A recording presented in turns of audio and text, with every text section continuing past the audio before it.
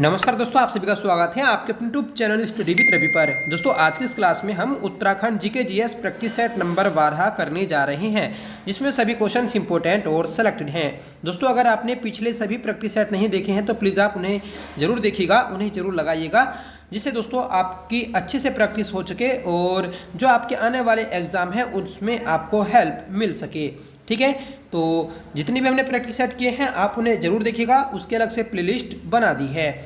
आज के इस प्रैक्टिस सेट में दोस्तों सभी क्वेश्चन हमारे इंपॉर्टेंट रहेंगे, तो लास्ट तक आप देखिएगा और आप कमेंट करके बताइएगा कि आपने 40 में से कितने क्वेश्चन सही किए हैं। तो चलिए शुरू कर लेते हैं आज की अपनी इस क्लास को, जिसका पहला क्वेश्चन है, बताना है कि उत्तराखंड वन विकास निगम का गठन हुआ था। देखिए उत्तराखंड वन विकास निगम का जो गठन हुआ था तो वह 1 अप्रैल 2001 को हुआ था। सही आंसर रहेगा ऑप्शन ए। ठीक है, तो इंपॉर्टेंट क्वेश्चन है, याद रखना है। उत्तराखंड वन विकास निगम का मुख्यालय नरेंद्र नगर टिहरी में स्थित है और कुमाऊं वन विभाग की स्थापना 1868 में हुई थी। गढ़वाल वन विभाग की स्थापना 1869 में हुई थी।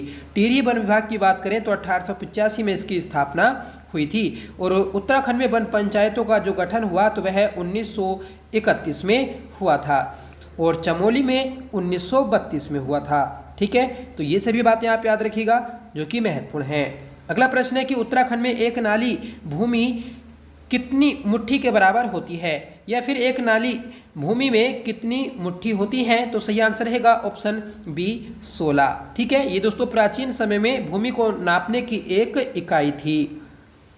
नेक्स्ट क्वेश्चन है कि राष्ट्रीय आपदा प्रबंधन प्राधिकरण का गठन हुआ। तो देखिए आपदा प्रबंध प्राधिकरण का जो गठन हुआ था तो वह 2005 में हुआ था। सही आंसर रहेगा ऑप्शन बी। अगला प्रश्न है कि कैलाश मानसरोवर यात्रा का संचालन करता है। तो देखिए कैलाश मानसरोवर यात्रा का जो संचालन होता है तो वह कुमाऊं मंडल विकास निगम के द्वारा होता है। सही आंसर रहेगा ऑप्शन बी। तो उत्तराखंड से तो दोस्तों ये संस्था जुड़ी है, इसमें 4 संस्थाएं दोस्तों आती हैं। एक आती है दोस्तों आईटीबीपी, ठीक है, आईटीबीपी आती है। ठीक है, एक आता है दोस्तों आपका विदेश मंत्रालय, ठीक है, और एक आता है दोस्तों आपका जो केंद्रीय पर्यटन विभाग होता है तो वह भी दोस्तों इसमें इंक्लूड होता है। तो ये 4 संस्थाएं हैं जो इस यात्रा को संचालित करती हैं। ठीक है, और लिपुलेख दर्रे से होकर दोस्तों ये यात्रा गुजरती है, याद रखना है। ठीक है, अगला प्रश्न है कि किस भारतीय को सर्वप्रथम रॉयल ज्योग्राफिकल सोसाइटी स्वर्ण पदक प्राप्त हुआ। तो ये प्राप्त हुआ था पंडित नैन सिंह रावत को। सही आंसर रहेगा ऑप्शन डी। पंडित नैन सिंह रावत को दोस्तों सर्वप्रथम रॉयल ज्योग्राफिकल सोसाइटी स्वर्ण पदक प्राप्त हुआ था। पंडित नैन सिंह रावत की हम बात करें तो इनका जन्म 1830 में मिलम पिथौरागढ़ में हुआ था। और ये जो आपका मिलम है, ये मिलम ग्लेशियर कुमाऊं का सबसे बड़ा ग्लेशियर है, ये भी बात याद रखनी है। यहाँ से दोस्तों गौरी गंगा का भी उद्गम होता है। नैन सिंह रावत पर डाक टिकट जारी हुआ था 2004 में। ठीक है, और नैन सिंह रावत पर शेखर पाठक और उमा भट्ट ने एशिया की पीठ पर पुस्तक भी लिखी है। नैन सिंह रावत की एक खुद की पुस्तक आती है अक्षांश दर्पण। ठीक है, तो ये बात याद रखिएगा आप, महत्वपूर्ण है। इन्होंने दोस्तों बहुत से अक्षांशों की खोज की थी। ठीक है, अगला प्रश्न है कि देश के पहले मोस स्काई गार्डन का उद्घाटन 20 नवंबर 2020 को किस जनपद में किया गया। देखिए देश का पहला मोस गार्डन अपने उत्तराखंड में बना है और उत्तराखंड में भी दोस्तों खुरपाताल नैनीताल में। सही आंसर रहेगा ऑप्शन ए। ठीक है, 20 नवंबर 2020 को। नेक्स्ट क्वेश्चन है कि उत्तराखंड में वन आंदोलन से संबंधित तिलारी कांड कब हुआ था। देखिए उत्तराखंड में वन आंदोलन से संबंधित जो तिलारी कांड हुआ था तो वह 30 मई 1930 को हुआ। सही आंसर रहेगा ऑप्शन बी। ठीक है, तो 30 मई 1930 को तिलारी कांड हुआ था और तिलारी कांड को उत्तराखंड का जलियांवाला बाग हत्याकांड कहा जाता है। ठीक है, और इसी को दोस्तों रवाई कांड भी कहते हैं। नेक्स्ट क्वेश्चन है कि उत्तराखंड का सबसे बड़ा राष्ट्रीय पार्क है। देखिए उत्तराखंड में कुल 6 नेशनल पार्क हैं, 6 नेशनल पार्क हैं। ठीक है, इसमें से गंगोत्री और गोविंद नेशनल पार्क ये आपके उत्तरकाशी में स्थित है। ठीक है, देखिए पूरा एक बार आपको अच्छे से बता देता हूँ। ठीक है, जो नए बच्चे हैं उनको याद भी हो जाएगा। ठीक है, देखिए जो 6 नेशनल पार्क हैं तो इसमें सबसे पहला नेशनल पार्क जो आता है तो वह आपका कॉर्बेट नेशनल पार्क आता है 1936 में जो बना। ठीक है, और यह आपका नैनीताल और पौड़ी गढ़वाल में आता है। ठीक है, दूसरा आता है दोस्तों 1980 में गोविंद नेशनल पार्क, ठीक है, ये आपका उत्तरकाशी में स्थित है। फिर तीसरा आता है दोस्तों 1982 में फूलों की घाटी, और 1982 में ही दोस्तों आता है नंदा देवी, ठीक है। फिर आता है दोस्तों आपका 1983 में राजाजी नेशनल पार्क, ठीक है। फिर आता है दोस्तों 1989 में, ठीक है, ये दोस्तों गंगोत्री नेशनल पार्क है। तो सबसे अंत में या फिर सबसे नया जो नेशनल पार्क है उत्तराखंड का, तो वह गंगोत्री नेशनल पार्क है, और ये राज्य का भी सबसे बड़ा नेशनल पार्क है। तो इस क्वेश्चन का सही आंसर हो जाएगा ऑप्शन सी, ठीक है। इसका क्षेत्रफल कितना है, तो इसका क्षेत्रफल है 2390 वर्ग किलोमीटर। और उसके बाद में आता है दोस्तों राजाजी, ठीक है, और राजाजी कहाँ पर है, तो ये दोस्तों 3 जिलों में आता है, और इसका मुख्यालय देहरादून में है। ये 3 जिलों में कौन कौन से, तो देहरादून, पौड़ी और दोस्तों हरिद्वार में। नेक्स्ट क्वेश्चन है कि उत्तराखंड में निम्नलिखित में से अनासक्ति आश्रम किस जिले में स्थित है। देखिए अनासक्ति आश्रम की बात कर लें तो यह बागेश्वर में स्थित है, बागेश्वर के कौसानी में, ठीक है। तो राइट आंसर रहेगा ऑप्शन ए, अनासक्ति आश्रम कौसानी बागेश्वर में स्थित है। कौसानी की हम बात करें तो यह गोमती और गरुड़ गंगा नदी के संगम पर स्थित है। कौशिक मुनि की तपस्थली होने के कारण इसका नाम कौसानी पड़ा, जो कि पिंगनाथ पहाड़ी पर स्थित है। कौसानी का पुराना नाम बलना आता है, याद रखिएगा। और कौसानी की स्थापना दोस्तों रैमजे के द्वारा की गई थी, और इसे कुमाऊं का गहना कहा जाता है, ठीक है।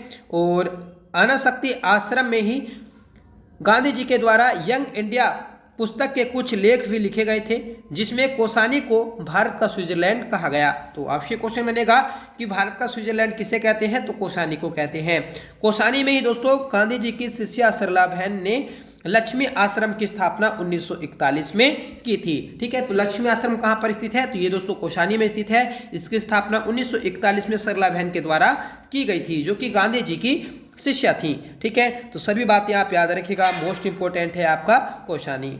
अगला प्रश्न है कि उत्तराखंड पंचायती राज अधिनियम बना था। देखिए उत्तराखंड पंचायती राज अधिनियम की हम बात कर लें तो यह है 4 अप्रैल 2016 को बना। राइट आंसर रहेगा ऑप्शन डी, ठीक है। तो उत्तराखंड में पंचायती राज दिवस कब मनाया जाता है, तो 4 अप्रैल को, ठीक है। जबकि हमारे भारत में कब मनाया जाता है, 24 अप्रैल को, ठीक है। 24 अप्रैल को, क्योंकि दोस्तों जो आपका पंचायती राज भारत में लागू हुआ था, पंचायती राज अधिनियम, तो वह 24 अप्रैल 1993 को लागू हुआ था, ठीक है, याद रखना है। अगला प्रश्न है कि 1916 ईस्वी में किस प्रकार की समस्याओं के समाधान हेतु कुमाऊं एसोसिएशन की स्थापना की गई। देखिए 1916 में जो कुमाऊं एसोसिएशन या फिर कुमाऊं परिषद की स्थापना की गई थी, तो वह वन समस्याओं का निवारण करने के लिए की गई थी। सही आंसर रहेगा ऑप्शन बी, ठीक है। इसके दोस्तों कुल 6 अधिवेशन भी हुए थे, और 1926 में दोस्तों यह आपका अल्मोड़ा कांग्रेस में शामिल हो जाता है, ठीक है। तो याद रखना है आपको, महत्वपूर्ण रहेगा। इसकी पहली बैठक जो हुई थी तो वह नैनीताल में हुई थी, और पहला अधिवेशन जो हुआ था तो वह अल्मोड़ा में हुआ था।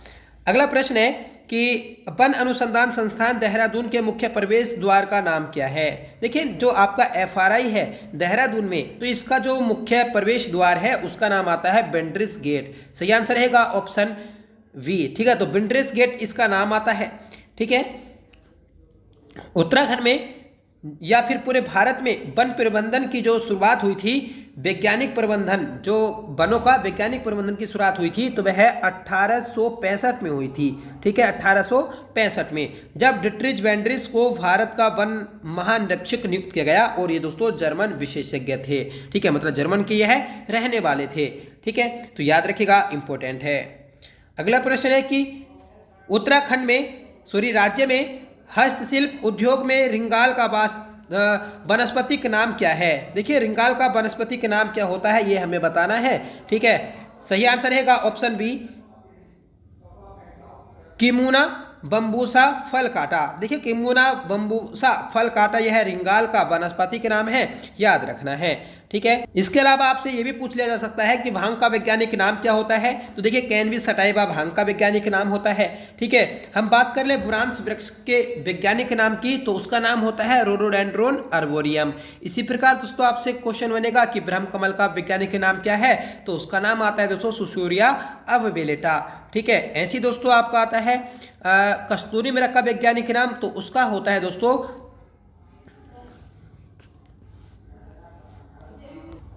मास्कस काइसोगास्टर, ठीक है। तो ये भी आपको याद रखना है।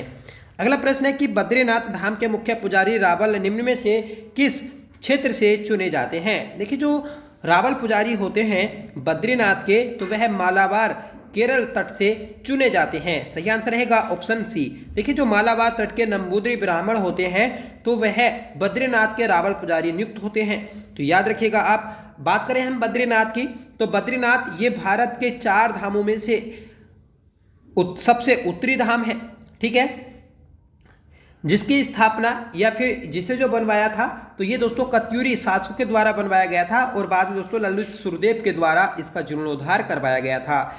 इस बद्रीनाथ धाम के लिए जो भूमि दान की थी तो वह पद्म देव के द्वारा की गई थी, ठीक है। और फ्रेंड्स इसकी जो शैली आती है तो वह शंकुधारी शैली आती है और राहुल शंकरत्यान के अनुसार इसकी शैली मुगल शैली बताई गई है। इसके दोस्तों 3 भाग आते हैं, सिंह मंडल और सिंह मंडल गर्भ द्वार, ठीक है। तो गर्भ द्वार ये आते हैं सिंह मंडल और गर्भ द्वार, याद रखिएगा, ठीक है। और यहाँ की जो मुख्य आरती लिखी गई थी 1881 में, तो वह धन सिंह बड़तवाल के द्वारा लिखी गई थी। तो ये सभी बातें याद रखी हैं, आपको इंपॉर्टेंट हैं। अगला प्रश्न है कि भोटिया जाति का ग्रीष्मकालीन आवास कहलाता है। तो भोटिया जनजाति का ग्रीष्मकालीन आवास ये दोस्तों मैत कहलाता है। सही आंसर रहेगा ऑप्शन बी। जबकि शीतकालीन आवास गुंडा या मुनसा कहलाता है। इसका जो इस क्वेश्चन का जो सही आंसर है तो वह आपका ऑप्शन बी रहेगा, ठीक है। भोटिया जनजाति यह दोस्तों महान हिमालय में निवास करने वाली जनजाति है, ठीक है। और ये दोस्तों ऋतु प्रवास के लिए भी जानी जाती है। उत्तरकाशी में रहने वाले जो जाड़ भोटिया होते हैं तो वह अपने आप को जनक का वंशज मानते हैं, ठीक है। और ये दोस्तों बौद्ध धर्म को मानते हैं। इनकी जो भाषा है तो वह रोम्बा होती है, ठीक है, याद रखिएगा आप। अगला प्रश्न है कि गढ़वाल राइफल का युद्ध से संबंधित जय घोष है। तो गढ़वाल राइफल का जो युद्ध जय घोष है तो वह दोस्तों जय बद्री विशाल है। सही आंसर रहेगा ऑप्शन बी, ठीक है। और आपसे पूछ लिया जाए कि जो कुमाऊं रेजिमेंट है उसका जय घोष क्या है, तो दोस्तों आपको बताना होगा कालिका माता की जय, ठीक है। देखिए गढ़वाल राइफल की हम बात करें तो इसकी स्थापना 5 मई 1887 को हुई थी। और कहाँ पर हुई थी? अल्मोड़ा में, ठीक है। और बाद में 4 नवंबर 1887 को इसका मुख्यालय दोस्तों लैंसडाउन पौड़ी गढ़वाल में स्थानांतरित कर दिया जाता है। अगला प्रश्न है कि गढ़वाल का हातिम ताई कहा जाता है। तो गढ़वाल का हातिम ताई दोस्तों कुंवर सिंह नेगी को कहा जाता है। सही आंसर रहेगा ऑप्शन ए, ठीक है। और दोस्तों जो कुंवर सिंह नेगी हैं इनके द्वारा ब्रेल लिपि में काफ़ी अपना योगदान दिया था और इन्हें जो हातिम ताई कहा था तो वह दोस्तों बैरिस्टर मुकंदी लाल के द्वारा कहा गया था। अब देखिए हम बात करेंगे कुंवर सिंह नेगी की। तो कुंवर सिंह नेगी का जन्म 1927 को अयाल गांव पौड़ी में हुआ था, ठीक है, जिन्हें गढ़वाल का हातिम ताई कहा जाता है। और इनके द्वारा नेत्रहीनों के लिए ब्रेल लिपि के क्षेत्र में 60 वर्षों तक अपना योगदान दिया गया। इन्हें 1981 में पद्मश्री और 1990 में दोस्तों पद्म विभूषण पुरस्कार से भी सम्मानित किया गया है। तो याद रखिएगा कि ये किस जिले के रहने वाले हैं, तो पौड़ी गढ़वाल के। अगला प्रश्न है कि निम्न में से लम्बाड़ गीत संबंधित हैं। तो दोस्तों जो लम्बाड़ गीत होते हैं तो यह प्रेम गीत होते हैं।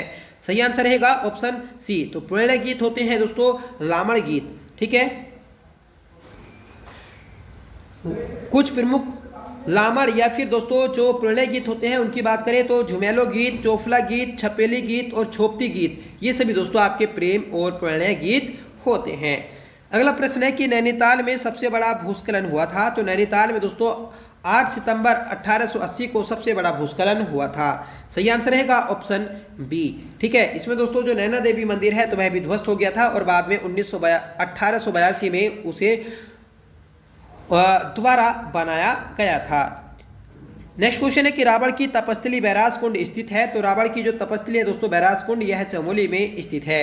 सही आंसर रहेगा ऑप्शन ए। एक आती है दोस्तों बैतरणी नदी, तो वह भी दोस्तों आपकी चमोली में स्थित है। और कहा जाता है कि अगर इस नदी को पार कर लें तो दोस्तों आपको स्वर्ग की प्राप्ति हो जाएगी।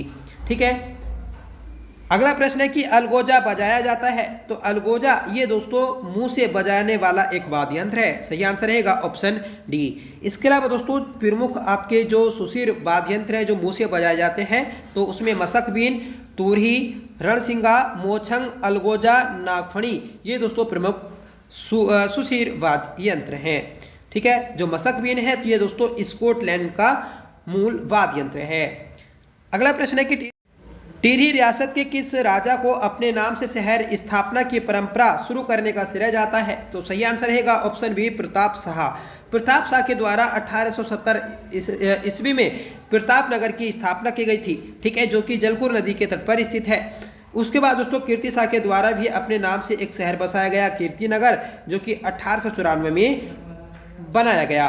नरेंद्र शाह के द्वारा नरेंद्र नगर की स्थापना 1921 में की गई और बाद में दोस्तों 1925 में नरेंद्र नगर को राजधानी बनाया गया। तो क्वेश्चन बनेगा आपसे कि नरेंद्र नगर को टिहरी रियासत की राजधानी कब बनाया गया?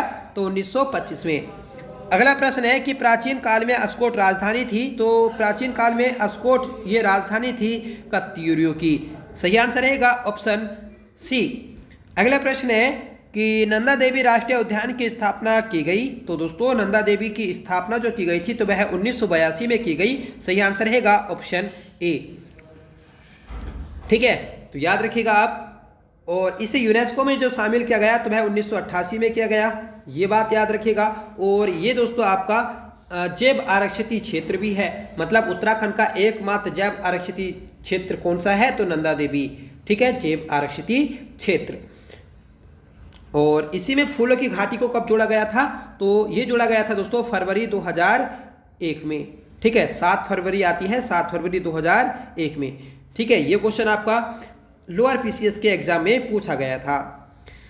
देखिए, जो नंदा देवी नेशनल पार्क है 1982 में रुद्रप्रयाग और चमोली की सीमा पर इसे बनाया गया है और 1988 में यूनेस्को की सूची में शामिल किया गया। ठीक है, राज्य का सबसे बड़ा और सबसे नया जो नेशनल पार्क है तो वह गंगोत्री नेशनल पार्क है, जिसकी स्थापना 1989 में की गई और 2390 वर्ग किलोमीटर इसका क्षेत्रफल है। जो नंदा देवी नेशनल पार्क है इसका पहले जो नाम था तो वह संजय गांधी नेशनल पार्क था। ठीक है, यहाँ पर ही दोस्तों आपका एक आंदोलन भी चला था। ठीक है, छीनो झपटो आंदोलन। ठीक है, याद रखिएगा वो है भी। अगला प्रश्न है कि मुंडा तथा सबर नाम से भी जाने वाली कुमाऊं की प्राचीन जाति है। देखिए, मुंडा व सबर के नाम से जो जानी जाती है तो वह कोल जाति जानी जाती है। सही आंसर रहेगा ऑप्शन डी। ठीक है, तो उत्तराखंड आने वाला प्रथम प्रजाति समूह कोल को माना जाता है। कोल प्रजाति नाग पूजा के साथ साथ लिंग पूजा भी करती है। कोल प्रजाति में कुमार कुमारी प्रथा का भी प्रचलन है, याद रखिएगा। और जो किरात है, किरातों को दोस्तों भिल कहा जाता है। ठीक है, एक क्वेश्चन आता है दोस्तों कि भल्ला जो पुजारी होते हैं तो वह किस मंदिर के पुजारी होते हैं, या फिर किस मंदिर के पुजारियों को भल्ला कहा जाता है? ठीक है, तो ये दोस्तों कहा जाता है जो आपका कल्पेश्वर मंदिर है उसके पुजारियों को। अगला प्रश्न है कि बासुकी ताल स्थित है। तो बासुकी ताल यह दोस्तों केदारनाथ के निकट स्थित है। सही आंसर है ऑप्शन ए। बासुकी ताल की बात करें तो इसके जल का जो रंग है तो वह लाल रंग है। ठीक है, और यह रुद्रप्रयाग और टिहरी की सीमा पर बना है। ठीक है, इस ताल में दोस्तों नीले रंग के कमल उगते हैं, याद रखना है आपको। अगला प्रश्न है कि धनुष तीर्थ कहलाता है। तो धनुष तीर्थ जो कहते हैं तो वह टिहरी गढ़वाल को कहते हैं। सही आंसर है ऑप्शन बी। केदारनाथ पुनर्निर्माण का कार्य नेहरू पर्वतारोहण संस्थान को आधिकारिक तौर पर कब सौंपा गया? देखिए, जब आपकी 16-17 जून 2013 को केदारनाथ में बाढ़ आई थी। ठीक है, आपदा आई थी, तो उसके दौरान जो केदारनाथ मंदिर ध्वस्त हो गया था तो वह नेहरू पर्वतारोहण संस्थान के द्वारा बनाया गया, पुनर्निर्माण कराया गया। ठीक है, तो ये जो शुरू हुआ था ये दोस्तों 10 मार्च 2014 को हुआ था। सही आंसर रहेगा ऑप्शन बी। ठीक है, मंदाकिनी नदी में दोस्तों चोराबाड़ी ग्लेशियर टूटने के कारण चोराबाड़ी जो ताल था उसका जल एकदम बहाव के साथ मंदाकिनी नदी में आता है और उस कारण दोस्तों एक भयानक बाढ़ आती है जिसमें काफ़ी ज़्यादा क्षति होती है। एक बाजार आता है रामबाड़ा बाजार, उसका दोस्तों अस्तित्व भी समाप्त हो गया है। ठीक है, ये याद आपको रखना है। अगला प्रश्न है कि एकीकृत औद्योगिक नीति 2008 ईस्वी के अंतर्गत उत्तरकाशी जनपद को किस श्रेणी में रखा गया है? तो देखिए एकीकृत उद्योग नीति 2008 ईस्वी के अंतर्गत उत्तरकाशी को श्रेणी ए में रखा गया है। अगला प्रश्न है कि उत्तराखंड राज्य गठन के बाद अंतरिम विधानसभा में कुल कितने सदस्य थे? तो इसमें थे दोस्तों 30। सही आंसर है ऑप्शन बी। ठीक है, अब कितने हैं? तो दोस्तों 70 सदस्य होते हैं। 13 एससी के लिए आरक्षित हैं और 2 दोस्तों एसटी के लिए। निम्नलिखित में से उत्तराखंड के सूक्ष्म लघु और मध्यम उद्योग का शीर्ष निकाय कौन सा है? तो देखिए सूक्ष्म लघु और मध्यम उद्योग का शीर्ष निकाय होता है इंडस्ट्रीज एसोसिएशन ऑफ उत्तराखंड। सही आंसर रहेगा ऑप्शन सी। अगला प्रश्न है कि उत्तराखंड में एपण संबंधित है। देखिए एपण जो कहते हैं तो वह भित्ति चित्रण को कहते हैं। सही आंसर रहेगा ऑप्शन ए। और एपणगल के नाम से दोस्तों मीनाक्षी खाती को जाना जाता है जो कि रामनगर की रहने वाली हैं। अगला प्रश्न है कि कुमाऊं में राजकर के अतिरिक्त सयानों व थोकदारों को दिए जाने वाला कर कहलाता है। देखिए कुमाऊं में राजकर के अतिरिक्त सयानों व थोकदारों को दिए जाने वाला जो कर है तो वह दस्तूर कर है। सही आंसर रहेगा ऑप्शन सी। अगला प्रश्न है कि गढ़वाल के किस शासक ने सर्वप्रथम अपने नाम के साथ शाह की उपाधि धारण की? देखिए शाह की उपाधि धारण करने वाला पहला जो पवार वंश का शासक था तो वह बलभद्र शाह था। सही आंसर है ऑप्शन सी। लोधी वंश के राजाओं के द्वारा दोस्तों ये शाह की उपाधि दी गई थी। जो बहलोल लोधी आता है तो उसके द्वारा यह दी गई थी। नेक्स्ट क्वेश्चन है कि उत्तराखंड में ईस्ट इंडिया कंपनी का आगमन कब हुआ? तो देखिए ईस्ट इंडिया कंपनी का जो आगमन हुआ था तो वह 1814 में हुआ। गोरखों और अंग्रेजों के मध्य नाला पानी का युद्ध 1814 में हुआ था। ठीक है, एक और युद्ध होता है दोस्तों खलंगा गढ़ी का युद्ध। ठीक है, तो वह भी 1814 में हुआ था देहरादून में। ठीक है, नेक्स्ट क्वेश्चन है कि वन संरक्षण के लिए कल्याण सिंह रावत ने मेती आंदोलन चलाया था। तो देखिए वन संरक्षण के लिए कल्याण सिंह रावत ने मेती आंदोलन जो शुरू किया तो वह 1996 में किया था। राइट आंसर रहेगा ऑप्शन सी। ठीक है, और कहाँ से किया? तो ये दोस्तों ग्वालदम से शुरू किया था। ग्वालदम के यह शिक्षक थे। आपसे क्वेश्चन बनेगा कि कल्याण सिंह रावत का पेशा क्या है? तो ये दोस्तों पेशे से शिक्षक हैं। अगला प्रश्न है कि सन 1972 ईस्वी में योजना आयोग द्वारा मंजूरी दिए जाने के समय टिहरी बांध परियोजना की विद्युत क्षमता क्या थी? उत्पादन क्षमता क्या थी? तो ये थी दोस्तों 600 मेगावाट। देखिए 1972 में योजना आयोग के द्वारा टिहरी बांध को बनाने की स्वीकृति दी गई थी और उस समय दोस्तों इसकी कुल क्षमता थी 600 मेगावाट। अब कितनी है? तो अब है दोस्तों इसकी 2400 मेगावाट। ठीक है, अगला प्रश्न है कि राज्य निर्वाचन आयुक्त की नियुक्ति कौन करता है? तो राज्य निर्वाचन आयुक्त की नियुक्ति करता है राज्यपाल। सही आंसर रहेगा ऑप्शन ए। ठीक है, एक अनुच्छेद आता है 243 का के। इस अनुच्छेद के तहत दोस्तों राज्य निर्वाचन आयोग का गठन किया जाता है। अगला प्रश्न है कि 1986 ईस्वी में वृक्ष मित्र पुरस्कार का सम्मान दिया गया। तो ये दिया गया था दोस्तों गोरा देवी को। सही आंसर रहेगा ऑप्शन ए। गोरा देवी ये चिप्को वुमेन या बूढ़ी अम्मा, दादी अम्मा के नाम से जानी जाती हैं, जिनका जन्म लाता गांव में 1925 में हुआ था। ठीक है, और ये दोस्तों रेणी गांव में इनकी शादी होती है। रेणी गांव की यह मुखिया भी बनती हैं। ठीक है, याद रखेगा। और इन्हीं के द्वारा ये चिपको आंदोलन शुरू किया गया था 26 मार्च 1974 को। देखिए एक कंपनी थी साइमन वुड्स कंपनी जो कि इलाहाबाद की थी। इसके द्वारा अंगू के वृक्ष की कटाई की जा रही थी रेणी गांव में। तो गोरा देवी के द्वारा जो महिला मंगल दल था उन सभी महिलाओं को इकट्ठा कर ये चिपको आंदोलन शुरू किया था। ठीक है, याद रखिएगा क्योंकि 1972 में आपका महिला मंगल दल बना था और उसकी यह अध्यक्ष भी थी। ठीक है, तो ये बात आप याद रखिएगा। अगला प्रश्न है उत्तरकाशी के शक्ति त्रिशूल में 2 स्थानों पर कौन सी लिपि है? तो देखिए जो उत्तरकाशी के शक्ति त्रिशूल लेख है तो इसमें जो आपके त्रिशूल लेख हैं तो इसकी लिपि है शंख लिपि। सही आंसर रहेगा ऑप्शन सी। इसके अलावा दोस्तों त्रिशूल एक आपके गोपेश्वर का जो गोपीनाथ मंदिर है वहां से भी मिले हैं। ठीक है, यहाँ से गणपति नाग और अशोक चल का त्रिशूल लेख मिला है। गणपति नाग का 6वीं शताब्दी का त्रिशूल लेख मिला है और इस त्रिशूल लेख में दोस्तों 4 नाग राजाओं के नाम मिलते हैं। एक आता है अंशु नाग, एक आता है दोस्तों विभु नाग, एक स्कंद नाग, ठीक है, और एक गणपति नाग। तो ये 4 नाग राजाओं के नाम मिलते हैं। अशोक चल का जो 1191 का आक्रमण था गढ़वाल पर, उसकी जानकारी दोस्तों इसके त्रिशूल लेख से मिलती है, जो कि आपका गोपेश्वर त्रिशूल लेख, गोपेश्वर से यह प्राप्त हुआ था। अगला प्रश्न है कि बीरी गंगा किस नदी जल प्रवाह क्षेत्र में है? तो देखिए बीरी गंगा जो आती है तो यह भागीरथी और अलकनंदा के जल प्रवाह क्षेत्र में आती है। सही आंसर रहेगा ऑप्शन बी। ठीक है, तो ये था दोस्तों आज का हमारा प्रैक्टिस सेट, जिसमें हमने फटाफट अपने क्वेश्चन सोल्व किए हैं। ठीक है, फास्ट दोस्तों आपका रिवीजन भी हो रहा होगा। अगर आपको क्लास थोड़ी फास्ट लग रही हो तो आप कमेंट करके बता सकते हैं, हम इसको स्लो भी कर लेंगे। देखिए हमारा मोटिव रहता है कि कम समय में आपको अपना प्रैक्टिस सेट करवाया जाए। ठीक है, हम अपने क्वेश्चन को डिटेल में भी कर रहे हैं, जिससे आपको क्वेश्चन अच्छे से क्लियर भी हो जाए। ठीक है, तो आज की इस क्लास का होमवर्क जो रहेगा तो वह आपको कमेंट करके बताना होगा। होमवर्क है कि पेशावर कांड के नायक वीरचंद सिंह गढ़वाली ने निहत्थे भारतीय पठानों पर गोली चलाने से मना कर दिया था। तो कब ये आपका पेशावर कांड हुआ था ये कमेंट करके बताना है। ठीक है, साथ में आपको बताना है कि आपको क्लास कैसी लगी। आई होप क्लास आपको पसंद आई होगी। अगर आपको पसंद आई हो तो प्लीज़ इसे लाइक करिएगा, दोस्तों में शेयर करिएगा, और आप हमारे चैनल पर पहली बार विजिट कर रहे हैं तो प्लीज़ चैनल को सब्सक्राइब जरूर कर लीजिएगा, आपसे रिक्वेस्ट है। हम दोस्तों पिछले 6 महीनों का उत्तराखंड करंट अफेयर्स पढ़ रहे हैं, जिसकी 7 क्लास हमने कर ली है। ठीक है, अगर आपने वह सभी क्लासेस नहीं देखी हैं तो प्लीज़ आप उन्हें जरूर देखिएगा।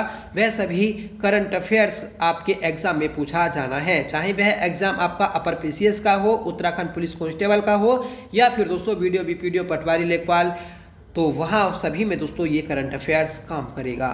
ठीक है, तो चलिए मिलते हैं नेक्स्ट वीडियो के साथ, तब तक के लिए bye. Thank you so much for watching. Jai Hind.